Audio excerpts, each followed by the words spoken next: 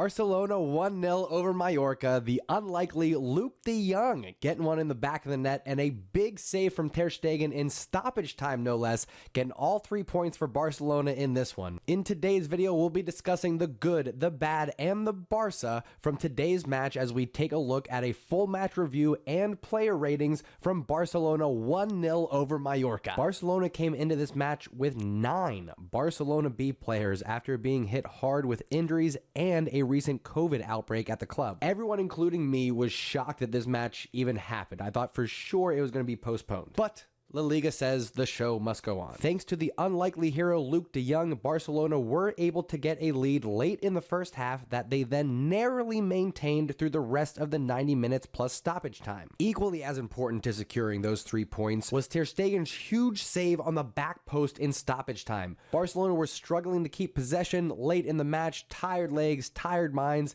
and someone snuck into the back post wide open. Ter Stegen, though, knew what he was doing, watched that ball come in, big, strong right arms, match-winning save if there ever was one, giving Barcelona a huge 3 points, moving them up in the table from 7th up to 5th, and within a match of catching up to Atletico and Real Betis for a Champions League spot. Let's discuss some details in the good, the bad, and the Barca. Starting off with the good, there's a number of ways that I could go with this. 65% possession, 568 passes, a clean sheet. There's a lot that was good about this match, but you gotta give a shout out to Riqui Puig in the midfield. You could make an argument he wasn't exactly a standout in this match, that it was more of a team win, but Riqui Puig was really influential throughout in providing the connectivity in that team chemistry. Barcelona were able to have their way in the midfield through most of this match, and a lot of that was because Riqui Puig was subtly greasing the wheels to keep the ball moving. I don't think we saw enough from Riqui Puig to necessarily threaten taking a starting spot from Busquets or Pedri or Gavi once they're healthy, but it was nice to see Riqui Puig have the opportunity to start and put in a performance that justified some of that hype that still comes around his name. Moving on to what was bad about the match, I know this might cause some disagreements, but I just couldn't find anything that I found that negative or that bad to be picky about. I mean, I really don't have any complaints. Well done, Barca.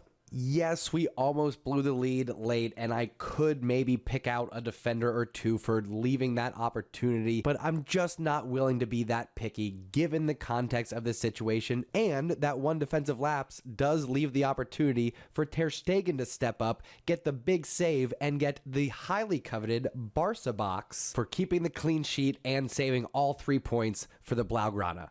I know that he has had his critics himself going into this match, so again, great to see someone step up when given the opportunity and prove their value to this club. Now, I know Ter Stegen got the man of the match from the broadcast, but the mustache man of the match works a little bit differently.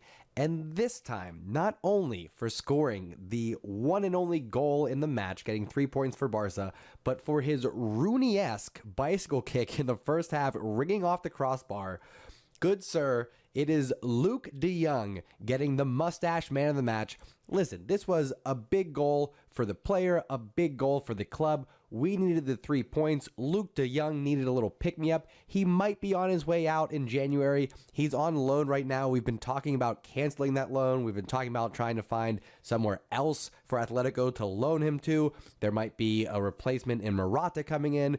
We don't know. So just on a personal note, it's nice for Luuk de Jong to get that goal, even if he does end up leaving Barca. A much-needed goal for club and for player. I know that Luuk doesn't get a lot of support from the Blaugrana, especially on this channel. I know I've said my fair share of shade going at Luuk de Jong, but it is nice for him to get the start and get the job done in a Barcelona victory. Looking at the rest of the player ratings, it's worth mentioning another solid performance from Hukla and Akomach, who are both confident on the ball. They just need a little more time to grow into their roles, but I am enjoying watching them play. I also loved seeing Frankie de Jong in the center defensive mid role. It's hard to argue that Busquets should be dropped, but you gotta think Xavi has an eye on the future with de Jong, Gavi, and Pedri being the focus. A well-deserved clean sheet from the back line and another top performance from Araujo.